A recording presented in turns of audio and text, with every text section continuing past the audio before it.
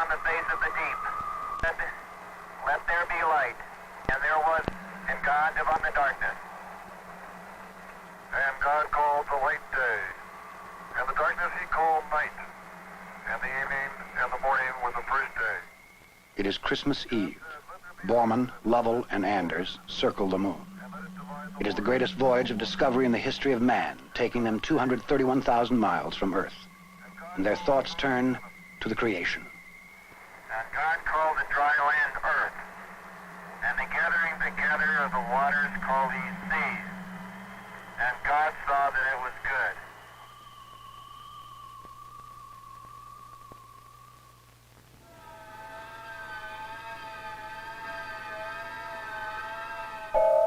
We stand on the threshold of a great new age of exploration.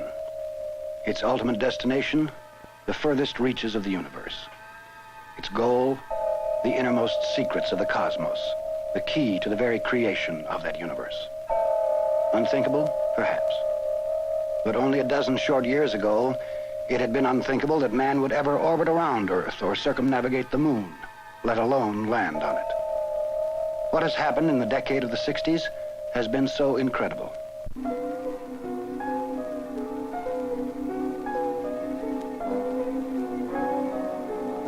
Come with us then and observe the views from space of the Earth and the moon and beyond.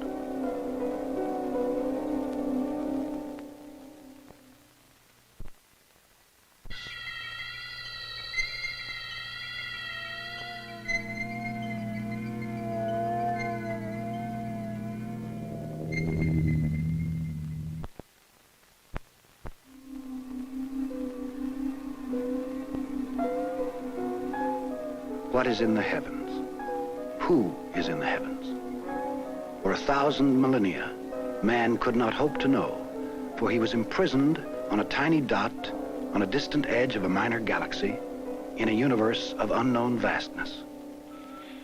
Then came Sputnik. In a single moment, man had reached into the heavens. In the scant dozen years since Sputnik, man has gone to the moon, seen it in its starkness, and described it. Actually, I think the best way to describe this area is a vastness of black and white. Absolutely no color. The moon looks a very whitish gray, like dirty big sand, and with lots of footprints in it. Don't these new craters look like pickaxes striking concrete, leaving a lot of fine haze dust? And there was one heavenly body no man had ever seen before in all its majesty, for he had never left it. The Earth.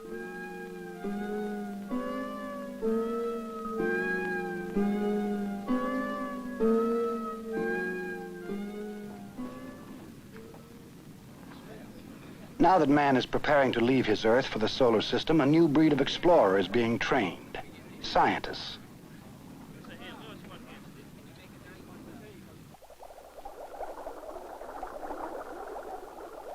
Among the first of this new breed who will establish scientific stations on the moon and beyond is Dr. Harrison Schmitt, a geologist.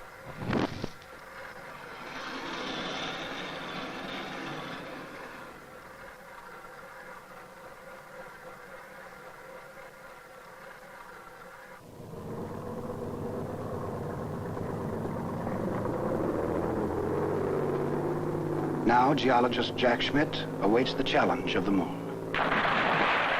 For a geologist, or actually for any scientist, or even any person with a proper training to get his hands on this thing, we are actually having a chance to handle, to study, to read a record of the Earth's past, which we have no chance to see in the Earth.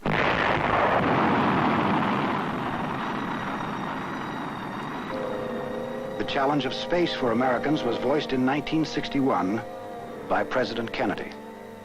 I believe that this nation should commit itself to achieving the goal before this decade is out of landing a man on the moon and returning him safely to the Earth. President Kennedy's challenge and dream will undoubtedly be met, but the cost has been staggering. $36 billion in one decade, involving the imagination and dedication of more than 250,000 men, and the lives of 3, Grissom, Chaffee, and White, who died in a tragic fire caught in a capsule on its pad while training for an Apollo mission.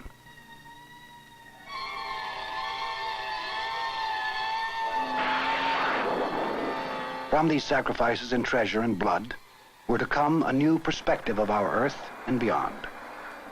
We will view this new perspective as our astronauts have viewed it.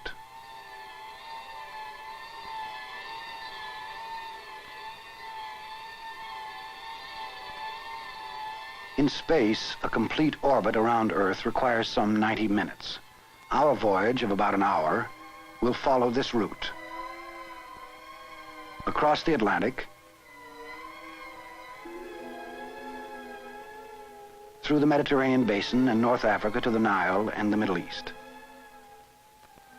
into Asia at Iran, over India and the Himalayas to China,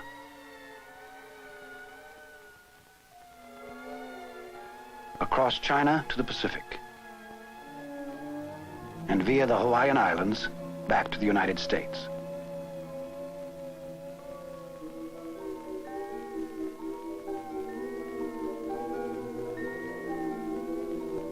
In space, our earthbound concepts have no meaning. Time, night, day, even up and down as we pitch, roll, and yaw. In space, all is silent. We are far above the roar of storms and ocean.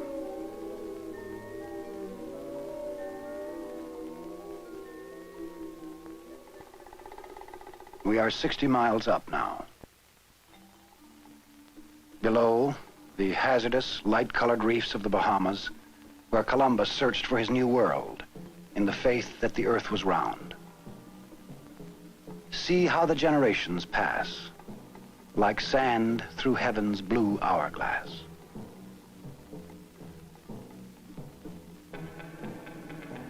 We fly over Cuba and Guantanamo Bay, site of the American naval outpost. Past the steep, dark mountains of Haiti now, where Columbus touched land in 1492. Our spacecraft heads over the North Atlantic, eastward, on our voyage of discovery. As past and present merge in the views from space, so do the white clouds seem to be a part of the land and water.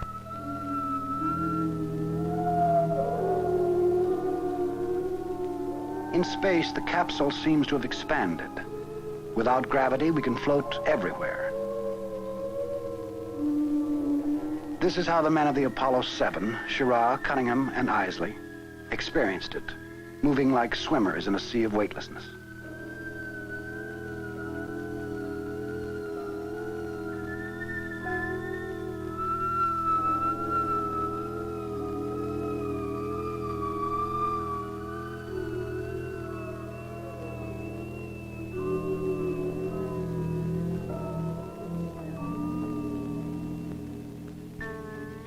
Below, the Canary Islands, once thought to be at the end of the flat world, and ahead, our first continent, Africa.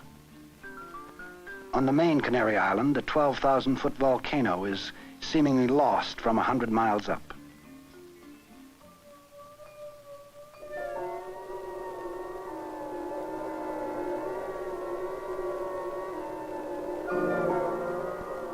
Gibraltar, in a funnel of clouds, gateway to the Mediterranean Sea, with Spain, Portugal, and France on the left, and Italy in the distance. The heartland of Western civilization in a single view, fulfilling a dream of Socrates. We who inhabit the earth dwell like frogs at the bottom of a pool. Only if man could rise above the summit of the air could he behold the true earth.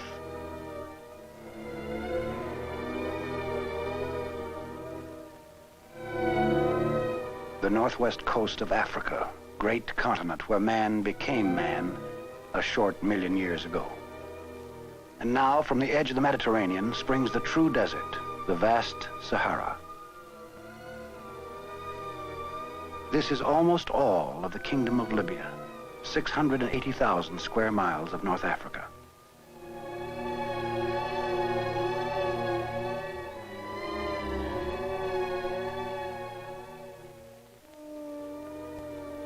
Captain Lovell remembers the Sahara.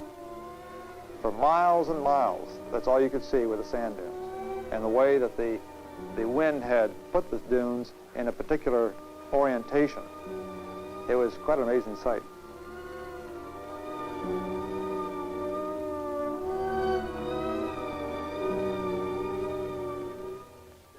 This gives you a good idea of why the geologists like to get pictures from space, because it gives them a complete overview of the ground, the terrain, and it shows them things that airplanes or just ground observation just doesn't give.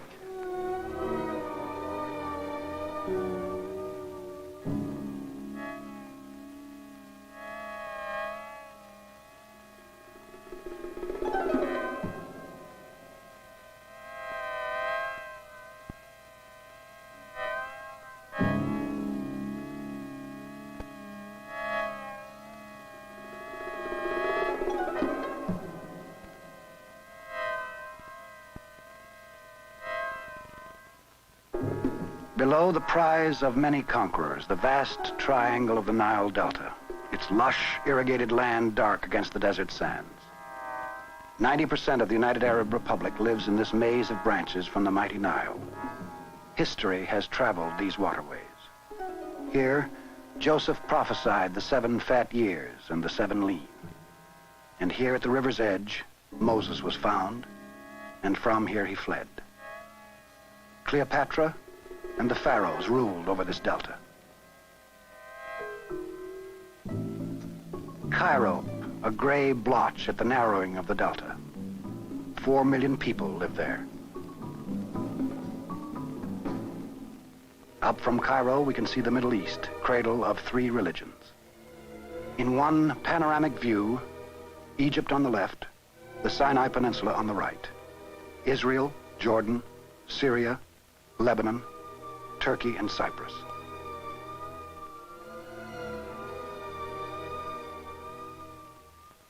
I gave this picture to a Israeli officer some time ago, and at the time I told him it was an oblique shot of Israel, and now it's an overhead shot. That's right, the real estate has changed hands.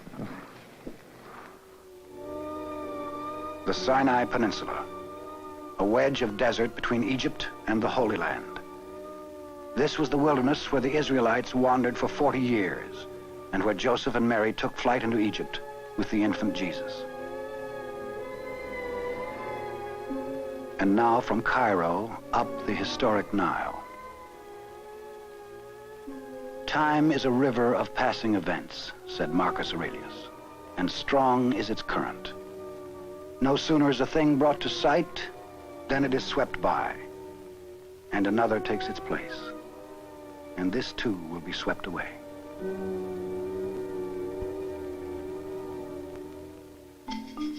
Did you believe the Red Sea? The Red Sea? Yeah. Right now, we're viewing the Red Sea. Upside down. You can see Upside down? Well, the spacecraft is upside down, but the world is upside up. Right side up. Along the Red Sea, Africa is on our right and Arabia on our left. Once in a small spot along the coast was the kingdom of Sheba, whose legendary queen traveled for months northward to Jerusalem and King Solomon. From space, most of her route is seen in one glance. But it is more than beauty and history that man's new views from space reveal. From them are coming new visions of what our future can be. At the Department of the Interior in Washington, Gemini, Apollo, and unmanned satellite pictures are being studied to see just how much they can uncover of future sources of raw material and food for man. The director of the Geological Survey's Earth Resources Programs is Dr. William Fisher. You know, we've looked at many, many ways in which space would help us just as a nation. And I'm convinced that the greatest benefit of all will come in the educational field. And I often like to think about this very famous Gemini shot of the Nile Delta. and recall that when I first saw this picture of the Nile Delta, I couldn't help but be struck with the thought, I didn't know it looked that way. The city of Cairo can be easily seen in the lower part, and the major transportation networks throughout the delta. Of particular interest, however, are the myriad of villages within the delta that appear as gray spots. On this map, each of these villages has been identified, and there are over 1,000 villages seen in this one picture.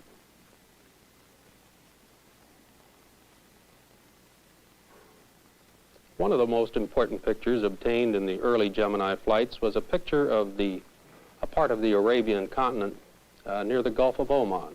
A geologist looked at it, and within a matter of hours, he had created really a very fine geologic map of the area, identifying the different rock types, showing those areas that were covered with drifting sand and would be not amenable really to modern exploration techniques.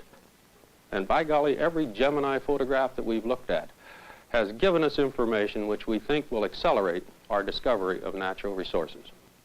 Already, the views from space are revealing things man never saw before. For years, photogeologists like William Trollinger of Denver have searched for oil and gas deposits by piecing together aerial photographs. But with space pictures, Trollinger can see what hundreds of photos from airplanes could not capture. 4 pictures made on Gemini and Apollo flights have covered most of a vast area of West Texas and New Mexico known as the Delaware Basin. And surprisingly, traces of the deep substructure can be seen. The Delaware Basin is rich in oil and gas, trapped along underground cracks or fault lines. The basin is set like a tilted dish, most of the fault lines buried miles below, with only the western rim of the rocks above ground, topped by El Capitan Peak. When we first saw the space photographs, we found out that we had been looking through a glass darkly, interpreting all of this collective evidence, this minute detail, which is necessary for any proper geologic investigation. But when we found the space photograph, we found we can see the big picture, the major structures, and how they relate one to the other. It's been said that it can be likened to a fly walking on the face of the Mona Lisa, and it's not until that fly lifts off and looks back till it knows what it's been looking at. Space photographs are becoming another tool in our search for new energy from our own planet. This is just the beginning. For petroleum and natural gas, the value, I believe, will be incalculable. While we're studying the moon and all of the wonders of its surface, I think we need to turn around and take a look back at the Earth.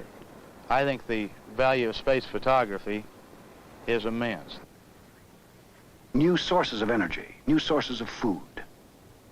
From this space photo made from Gemini 4 in 1965, a great new promise comes to fishermen along the Florida Keys and better understanding of ocean currents.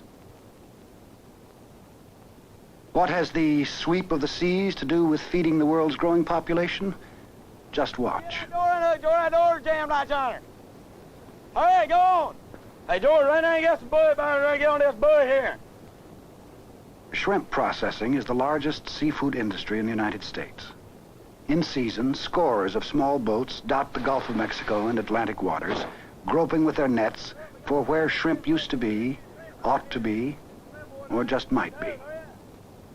It is tough, bone-tiring work, and as the demand for shrimp has grown, methods to increase the supply have failed. Help him there, man. There is a vast area of the Gulf known as Upper Florida Bay, which looks ideal for shrimp to grow in. But they do not. Some said that the waters actually caused baby shrimp to die. One Gemini photograph dispelled the myth, showed how the ocean currents swept baby shrimp from their spawning grounds into Lower Florida Bay, but not into the Upper Bay. Dr. Robert Stevenson of the Bureau of Commercial Fisheries. In this photograph, we see a large eddy, some 45 miles in diameter, which peels the water off from the Florida current into the Florida bays, and by this mechanism we realized why the shrimp or how they came into the bays. So the view from space revealed that the ocean current was the villain of Upper Florida Bay, and work has now begun towards seeding the upper bay with young shrimp. Pregnant females caught in the fishing grounds are brought to the laboratory where they live until they release their hundreds of thousands of eggs.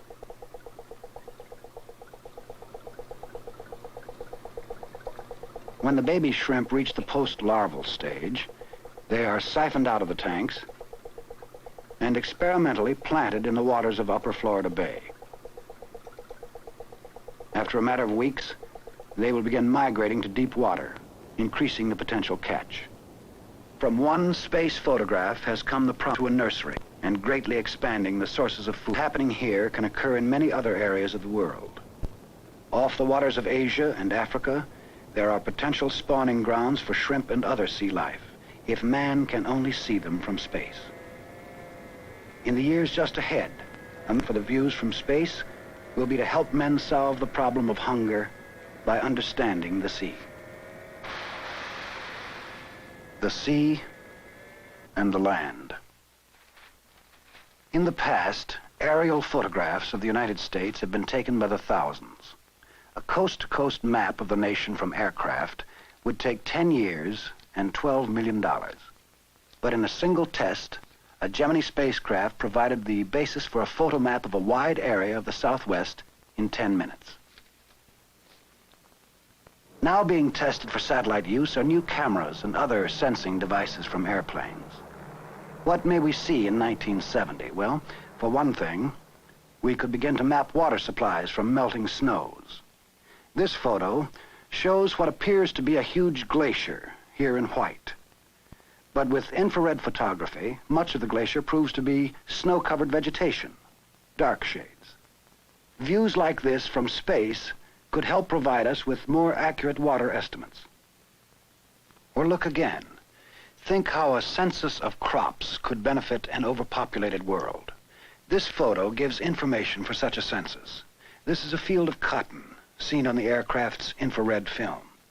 Due to poor irrigation, some of the cotton is sickly, providing a smaller yield. Number 1 shows healthy cotton.